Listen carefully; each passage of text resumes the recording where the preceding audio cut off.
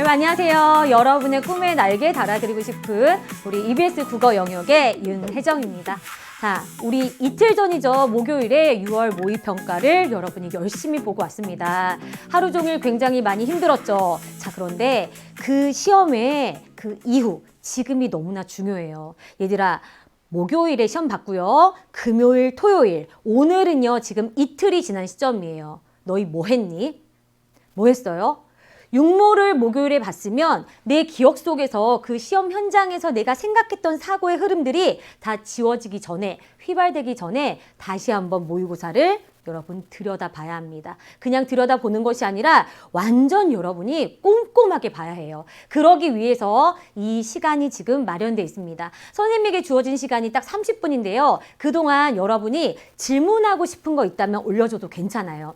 선생님이 준비해온 여러분이 지금부터 한 달 동안 혹은 여름방학 때까지 혹은 수능까지 어떻게 공부해야 하는지 6월 모평은 우리에게 어떤 시그널을 보내고 있는지 지금부터 30분 동안 우리 같이 한번 깊이 있게 얘기해 보려고 합니다. 그리고 사실 이 시간에 토요일 주말에 여기에 모여있는 여러분은요. 정말 성장할 그런 가능성이 너무나 충분한 겁니다. 자, 그러면 우리 국어 영역부터 같이 한번 들어가 볼게요. 자, 우리 국어 영역 이번에 이것부터 한번 보자. 자, 예상 등급 컷입니다. 근데 우리 EBS가 굉장히 정확도가 높기 때문에 굉장히 신뢰할 수 있는 지금 6월 5일 기준 자료거든요. 얘들아, 이런 등급 컷 우리 자주 못 보죠? 그쵸? 2019년 이후로 자주 못 봅니다. 이번에 어땠어요? 풀면서 너희가 체감상으로도 괜찮네? 잘 풀리네? 라는 생각이 들었어야 됩니다. 자, 화작 기준으로 1등급이 96점, 그다음에 언매 기준으로 95점. 이것도 좀 특이하죠? 보통 화작과 언매가 3점 정도 차이가 나는 경우가 대부분인데 이번에 언매가 그만큼 쉬웠다는 얘기입니다. 1점 차이밖에 안 나요. 쭉. 그다음에 5등급 이하로는 거의 같아요. 얘들아, 선생님 제 점수가 지금 없어요 라는 학생들은 정신 똑바로 차려야 돼. 알았지? 여름방학 때 더 잘 보내야 돼. 없다고 서운해하지 말고 지금의 내 위치를 한번 살펴보고 나는 이번 9월에 여름방학 지나고 9월에 어디로 가겠다. 수능 때는 어디 지점에 내 성적이 있어야 되겠다. 라는 생각 마음 먹었으면 좋겠어요. 자, 이번 시험에 표점 최고점이 국어가 134점이었습니다. 보통 많은 학생들이 너무 어려웠다. 거의 국어가 정말 불수능이었다. 이렇게 얘기할 때 표점 최고점이 150 정도 되거든요. 그리고 여러분이 지난달 모의고사 5월 학평이죠. 5월 학평 때 표준 점수 최고점이 135점쯤 됐습니다. 좀 비슷하다고 느껴질 거예요. 3월이 굉장히 어려웠지. 3월이 표점이 무려 최고점이 161 정도 된 시험이었거든요. 그렇게까지는 수능이 나오지 않을 거야. 그런데 이번 수능 어땠다? 평이했다. 수능이 아니죠. 6월 모평 평이했다. 그리고 언매 선택한 학생들도 언매가 화작과 비교했을 때 그렇게 어렵지 않고 특히 문법 부분이 평이하게 나왔다라는 생각을 하면서 이번 시험 점수 괜찮은데? 라고 자만하고 마음 놓는 순간 국어는 괜찮은데 다른 과목을 가볼까? 하는 순간 여러분 무서운 일이 발생할 수도 있다는 겁니다. 알았죠? 자만하지 않고 가야 한다. 자, 그리고 얘들아 이걸 한번 보자. 자, 지금 이번에 표준 점수 최고점입니다. 134예요. 작년 6월도 비슷하게 나왔거든요. 그 다음에 9월에 조금 어려워졌습니다. 수능 때 보통 이랬을 때는 이렇게 어려웠다가 좀 쉬워졌다가 그 중간점을 맞출 때가 있어요. 자, 그래서 어려웠다가 조금 쉽게 나왔다가 수능 때는 중간을 맞출 때가 있는데 작년을 봤을 때 6월 모평 평이했거든요. 괜찮았거든요. 9월에 올라가서 수능이 어때? 그냥 조정되는 것이 아니라 뚫고 올라갔죠. 그래서 여러분이 어떻게 난도가 조정될지 모르기 때문에 그 다음에 올해 수능의 특이점이 뭐니? 이제 내년에 교육과정 바뀌면서 이제 바뀐 것이 반영되면서 수능도 바뀐다는 겁니다. 그래서 6월 모평에도 다시 도전하는 학생들이 최대치로 들어왔다는 걸 생각하면서 우리 국어 육모의 어떤 경향만을 보고서 물론 출제 경향은 그대로 유지가 되겠지만 난도는 조정될 수 있다. 방심하거나 자만하면 안 된다. 이 얘기를 꼭 해주고 싶습니다. 알았죠? 특히 우리 언매 선택하는 학생들 선생님이 자료집에다가는 넣어놨습니다. 우리 화작 같은 경우에는 오답 오답률 1위부터 15위까지 화작 문제가 3문제가 들어가 있어요. 보통은 화작도 2-3문제, 엄매도 2-3문제 들어가는데 이번에 엄매에서는요. 오답률 1위부터 15위까지 문법 문제가 한 문제도 없어요. 그만큼 학생들이 잘 풀었다는 의미도 되겠지만 그리 어렵지는 않았다. 변별력이 굉장히 소름 끼치는 그런 문법 문제가 없었다라는 거. 이제까지는 문법 문제 하나가 굉장히 시간을 잡아먹는 문제로 설계가 됨으로써 이게 시간 난도도 올라가면서 우리 학생들이 좀 어려움을 느낀 경우가 많았거든요. 이번에는 그런 것이 좀 없었다라는 거. 자, 그러면 이제 연계에 대해서 얘기하지 않을 수가 없어요. 선생님은 얘들아 연계가 언제부터 시작된 줄 알아요? 2010년. 그러니까 2011 수능부터 시작이 됐습니다. 그러니까 지금까지 10년이 넘도록 연계 정책이 쭉 이어져 온 거거든요.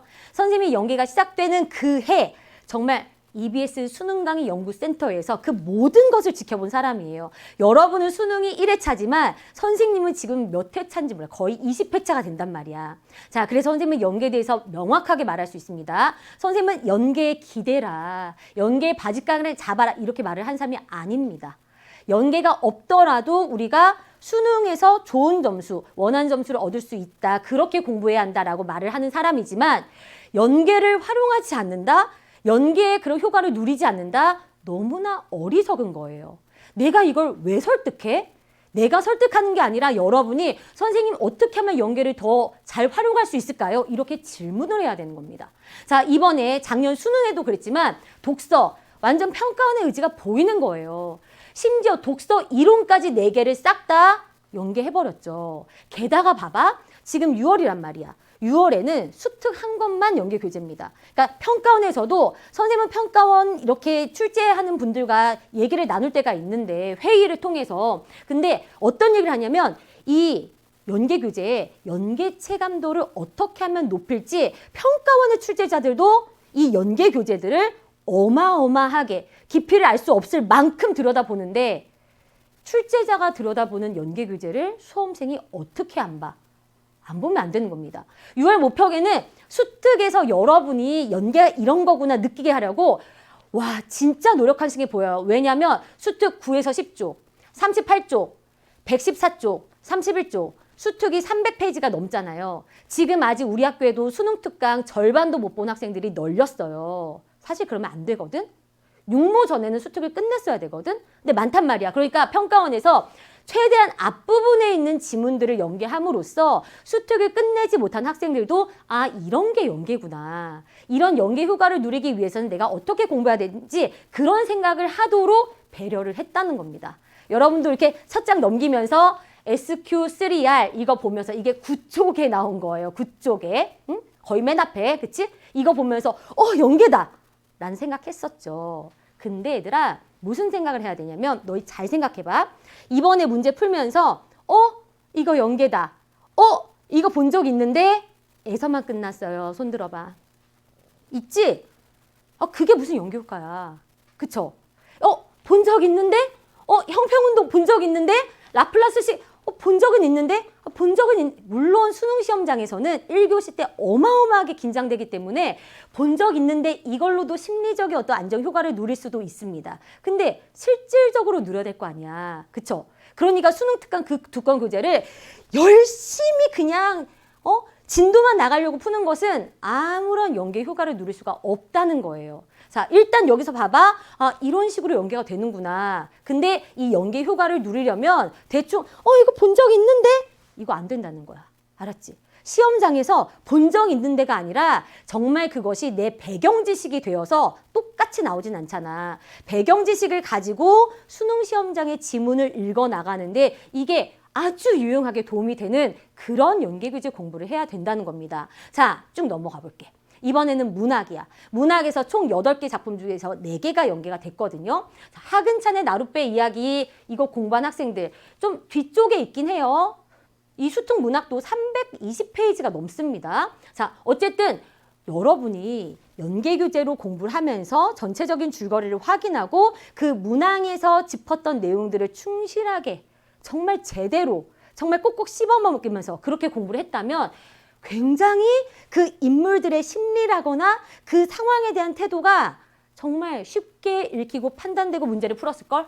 자, 그 다음에 김명인의 그 나무 요 작품, 사실 이 작품은요 2011 수능인가 그때 기출, 수능 기출 작품이긴 합니다. 자, 이 작품 연계가 됐고요. 홍길동전 정도는 여러분이 연계가 되지 않았더라도 읽어낼 수 있어야 돼. 선생님, 홍길동전이랑 김기택 나무, 노인과 꽃 이거 연계 안 된 거라서 저 너무 어려웠어요. 손 들어봐.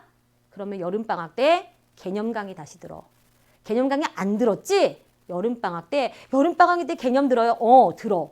처음 보는 지문을 내가 못 읽어낸다면요. 개념이 안 잡힌 겁니다. 자, 그리고 이거 얘기해야 돼. 만전춘별사. 그 다음에 이정부의 사설시조. 몇 쪽? 48쪽, 55쪽에 있는 거예요. 완전 노력했죠? 완전 교재 초반부에 있는 고전시가 작품들을 이렇게 연계를 했습니다. 얘들아, 고전시가는 2011 수능부터 지금까지 연계교재에서 나오지 않은 적이 없어. 알았죠?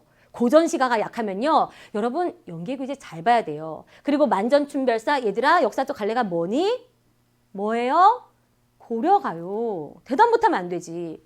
연계교재에서 봤는데. 그리고 고려가요는 수능에 사실 출제되는 빈도가 너무 낮습니다. 대부분이 연시조 아니면 가사잖아. 근데 이번에 연시조 가사 안 나왔죠. 만전춘별사는요. 얘는 선생님도 그랬어. 얘는 사실 출제될 확률이 다른 작품들에 비해서 굉장히 낮아 라고 얘기했고 우리 교재에 실려있는 마지막 수, 비올이 나오는 그 수 있지? 여기는 해석의 그 범위가 너무 열려있기 때문에 만약에 출제가 되더라도 이 부분은 나오기 힘들어. 거기 빼고 나왔죠. 그래서 선생님 수업 시간에 이거 다 우리 학교 학생들이랑 수업을 했었거든.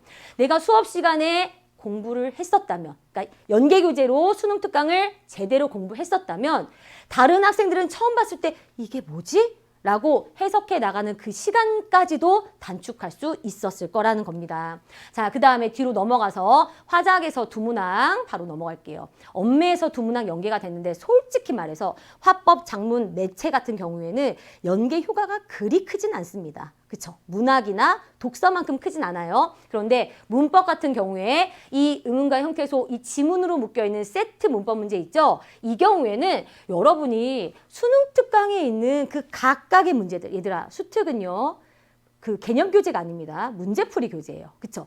그 각각의 문제들에서 다루고 있었던 개념들 진짜 제대로 씹어 먹어야 돼. 그렇게 공부했다면 수월했겠지, 그치? 자동적 교체, 비자동적 교체라는 말이 사실 우리가 개념 강의 공부할 때는 잘 나오지 않아요. 불규칙 활용 이런 식으로 나오지. 근데 수능 특강에서 공부하면서 아, 이게 이 개념과 이렇게 연결되는 거구나 라고 공부를 했다면 그게 배경 지식이 딱 되는 거야. 그래서 처음 보는 것보다 이미 한번 봤기 때문에 아, 이거는 내가 예전에 이렇게 이해했었지. 딱딱딱 돌아가는 거죠. 그리고 여기 쭉 나와 있는 것들. 얘들아, 요즘에 어미, 그치? 어미, 조사 이런 것들이 본용어과 보조용어 계속 유행처럼 나오고 있어요. 이 개념들 반드시 알아야 됩니다. 선생님이 종종 얘기해요.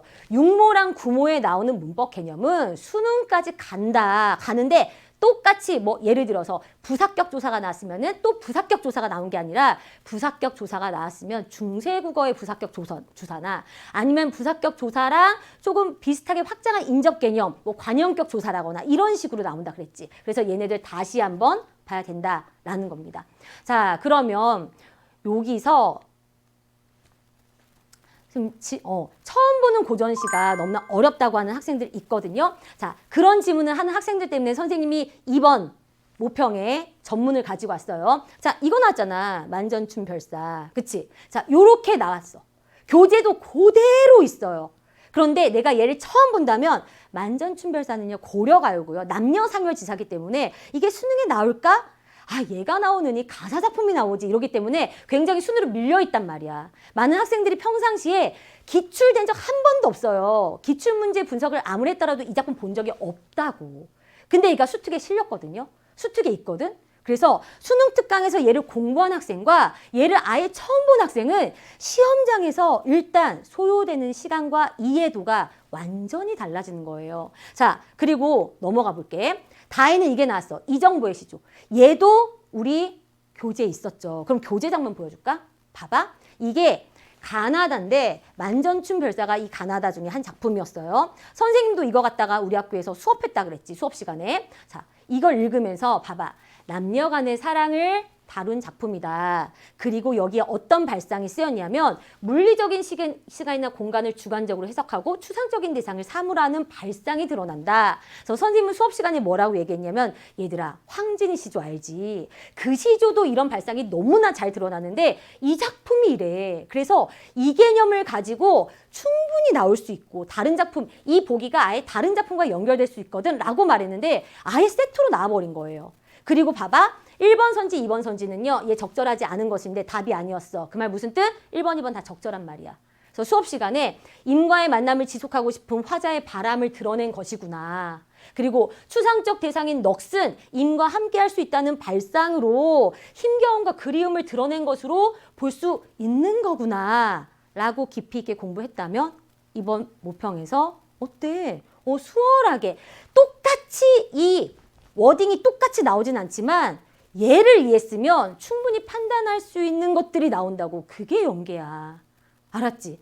똑같은 문제가 나와야 되니? 아니라는 거예요. 그리고 또 선생님이 되게 열심히 얘기하는 거 적절하지 않은 것은 문제의 적절한 선지들을 파고드는 거. 게다가 얘들아 해설지도 연계 대상이다. 이 문제 해설지를 보면 해설지에도 얘네들을 더 확장해서 설명해놨죠. 거기까지 있는 거예요. 그렇게 고전 시간은 대비를 하는 겁니다. 또 그렇게 대비를 해나가면 처음 보는 작품들도 여러분이 이해할 수 있는 역량이 생기거든. 자, 얘는 이정보의 시조에 관련된 교재 문제였어. 칙, 납검이라는 시어에 대해서 의미 파악됐었고 선지도 봐봐. 선지에서 이 시어들의 의미에 대해서 이렇게 나왔거든요. 마찬가지 적절하지 않은 것은 얘네들은 적절한 선지. 이 적절한 선지로 제대로 공부했다면 여러분 잘 풀어낼 수 있다는 거예요. 자, 독서도 볼래? 자, 독서, 얘 수특 31쪽 굉장히 초반부죠. 그리고 얘는 이번에 6월 모평 다 안 읽어. 자, 봐봐 여기 보면 내부의 공기와 피가 표면 장력의 정비례 반지름의 반비례. 그래서 이식 보이니? 얘랑 얘는요 당연히 비례관계, 얘랑 얘는 반비례 관계. 그래서 우리가 이 비례 반비례 관계 관련돼서 문제도 풀었고 근데 그 원리가 쭉 나오잖아. 이걸 외워? 그걸 왜 외워요? 국어시험인데. 외우지 않아. 근데 여러분이 공부할 때 정말 제대로 비례, 반비례, 특히 이렇게 분수식으로 나오는 개념은 나올 수 있다. 그리고 이렇게 정보를 제시했을 때는 이런 문제가 나오고 그럴 때는 이렇게 대비해야 돼. 이렇게 공부했잖아. 그치? 그게 됐다면 내가 평상시 연습이 됐다면 이런 문제도 당황하지 않고 풀 수 있는 거였고 그리고 얘들아 솔직히 이번에 난도가 그리 어렵지 않았어요. 그치?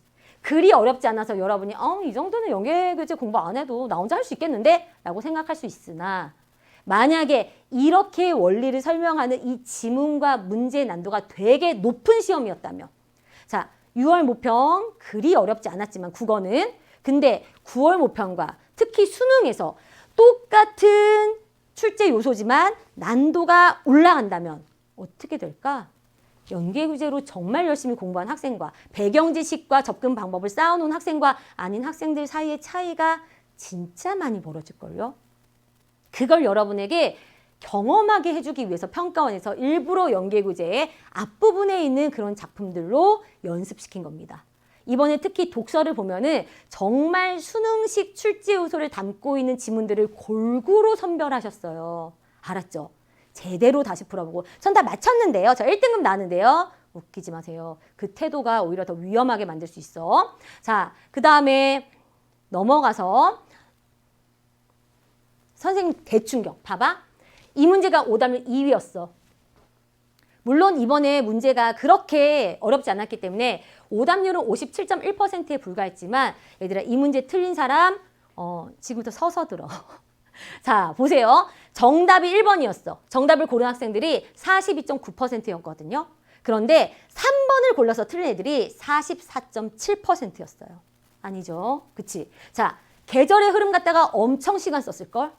가시에는 봄이 나오는데 그 다음에 나시는 봄이랑 겨울 나오는 것 같은데 이거 계절의 흐름이라고 할 수 있나? 가는 계절의 흐름인가? 달을 보면서 여기에서도 뭐를 심으니까 봄인데 이게 아마 이거 계절의 흐름 판단하는 시간 다 까먹었을걸?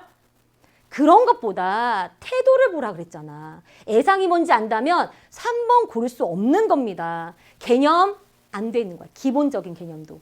자, 이 문제 틀린 학생들, 특히 3번 골라서 틀린 학생들, 나는 개념이 잘 잡혀 있는가 스스로 반성해야 돼요. 그리고 얘들아, 분명해. 평가원 출제자들도 이 선택 비율을 보면서 뭐야, 올해 애들 이렇게 생각하실걸요?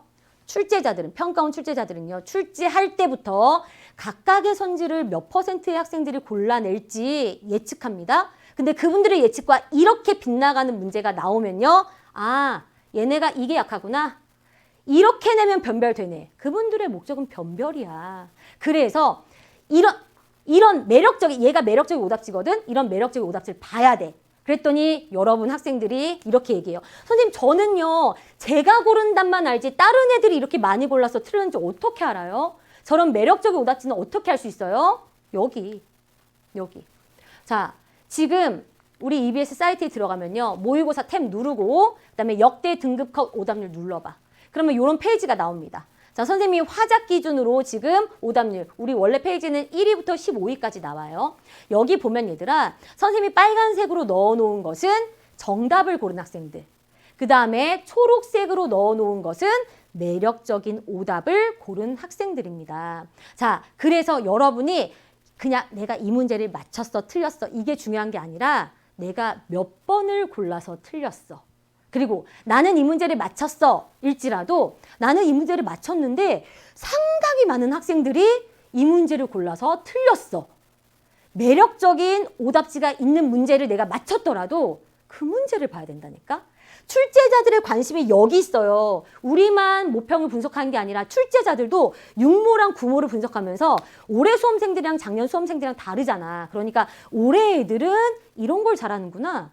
올해 애들은 여기가 약하구나. 올해 애들은 선지를 요렇게 왜곡시키고 요렇게 비틀고 요렇게 함정 만들었을 때 거기에 쏙 빠져서 빠지는 애랑 빠지지 않는 애를 변별하는 것이 가능하구나. 오케이. 9월에도 한 번 더. 오케이. 수능에도 이런 식으로 이렇게 가는 거라고. 그걸 하기 위해서 이걸 보는데 출제자가 보는 걸 내가 안 보면 안 되는 거죠. 그치? 문학에 힘을 너무 줘서 분배를 못하는데 어떻게 하나요? 네가 답을 알잖아. 힘을 빼. 알았죠? 자, 지금 이번 시험에도 우리가 시간 배분을 못했다면 써야 돼. 내가 이렇게 시간 배분을 했더니 뒤에가 다 말리더라. 그러니까 내가 이 부분에서는 힘을 빼야 되겠다. 얘들아, 문학은요, 출제자가 지문을 선정한 거지 출제자가 지문을 쓰지 않았어. 독서는 첫 글자부터 마지막 글자까지 출제자가 썼어.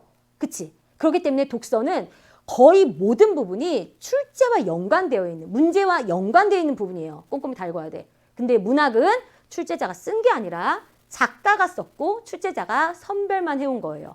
지문에 올라있는 모든 표현들이 다 출제 요소가 아니야.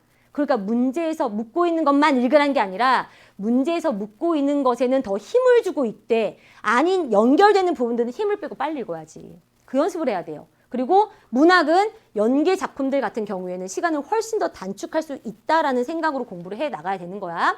자, 그러면 이 문제 보자. 얘들아, 정해져 있는 변별 확보용 패턴을 잡아야 돼요.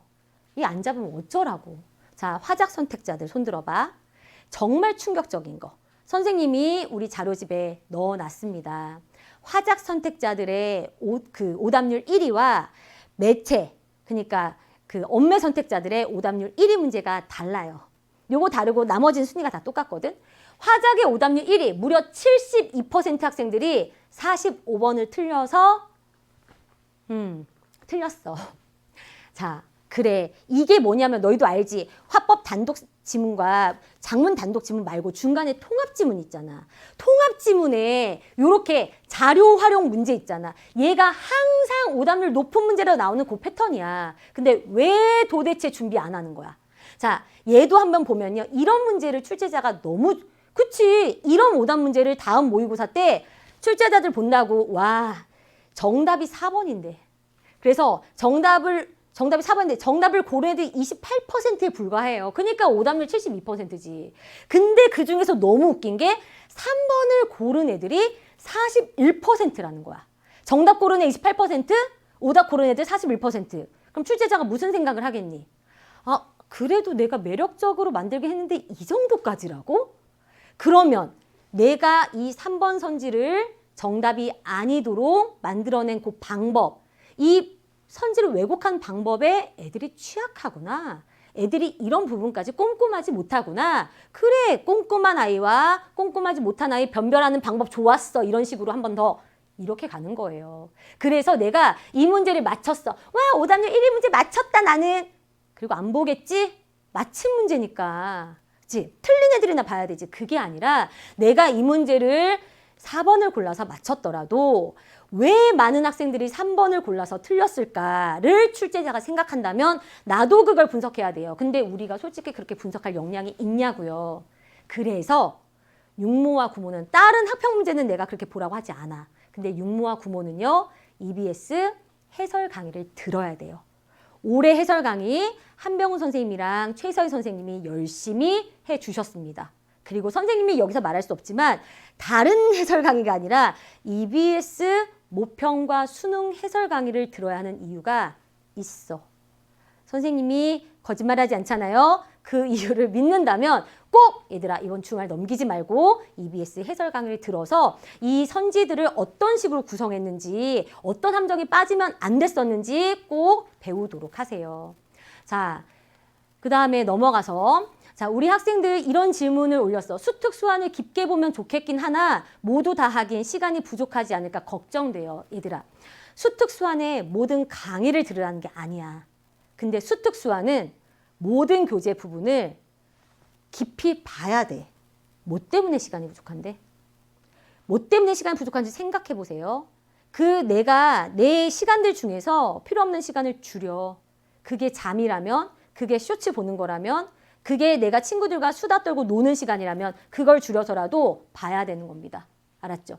자, 그 다음에 수험생의 여름방학 국어 공부법 얘기하도록 하겠습니다. 얘들아, 우리에게는 방학이 있어. 방학은요, 아직 방학 전이잖아요. 여러분이 포기하는 건 말이 안 되는 거예요.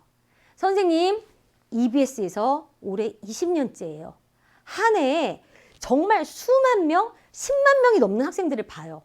그 학생들을 보면서 나에게 쌓인 인상이 얼마나 많겠니, 그치? 여름방학을 잘 보내면 너의 지금 등급 당연히 바꿀 수 있어. 알았지? 자, 그리고 선생님이 얘기해주고 싶은 거 일단 7월에 연계교재에 여러분이 집중해서 마무리를 해야 되는데 특히 수특은 끝내도록 하고요. 수능 완성 들어갑니다. 수능 완성이요. 분량 많지 않아. 수능 완성 실전 모의고사 5회 분량밖에 안 돼요. 근데 거기서 연계가 된다고 하잖아. 깊이 있게 봐야 됩니다. 하루에 1시간씩 잠을 줄여서라도. 그리고 EBS에 보면 당연히 우리 평가 문제 푸는 거는 같이 가는 거고요. EBS의 예전에는 파이널 시점 모의고사 만점 마무리 요 정도밖에 없었어요. 근데 최근엔 정말 많은 모의고사, 실전 모의고사 교재들과 강의가 다 나옵니다. 그래서 여러분이 연계교재랑 평가원 기출문제를 공부하면서 선생님 나중에 실전 연습할 게 없어요 라고 했을 때 이런 실전 모의고사들을 가지고 여러분 연습해야 한다는 거. 자, 그리고 선생님이 시간이 많지 않으니까 요거 얘기할게요. 우리 마지막에 파이널 체크 포인트가 있어요. 작년에 최서희 선생님이 문학 파트에서 여러분 연계교재에서 연계될 확률이 높은 작품들 1위부터 쭉 순위 잡아줄게요 라고 얘기하셨는데 그 순위 얘들아 수백 편이야. 수백 편 작품 중에서 1위와 7위로 설정하신 그 작품이 딱 나왔어요.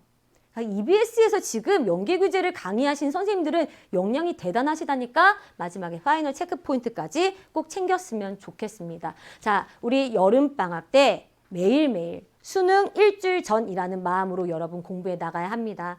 자, 여기 있는 우리 귀여운 1, 2학년 학생들 우리에게도 방학이 있어. 그리고 지금 이 시점이야. 6월.